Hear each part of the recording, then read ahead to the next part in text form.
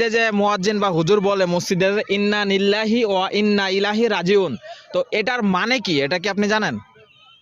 এই মানে এটা মৃত্যুর সংবাদ, এটা সবাই জানে যে এটা কেউ মারা গেলে এটা বলা হয়, কিন্তু এটার মানে কি আপনি বলতে পারবেন যে এটার মানে কি?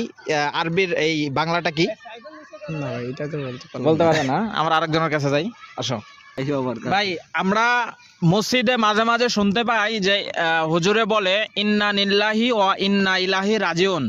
তো এই বিষয়টা সবাই কম বেশি জানে যে এটা মানুষ মারা গেলে এটা বলে, তো এটার মানে বা বাংলাটা কি হবে, এটা কি আপনি বলতে পারবেন? ওইটার মানে হলো যখন একজন মানুষ মরে তখন আমরা এটা বলি, তার মানে তার মৃত্যু পরে যাতে মানে তার শান্তি হয়, কবরে যাতে শান্তি বসিত হোক, ওইটার আমন্ত্রণ জানানো হয়। সেম যখন আমরা মরি তখন আমার ক্ষেত্রে মানে আরেকজন এটা বলে, হ্যাঁ। এটা শান্তির জন্য বলা হয় আর কি, বিশেষ করে।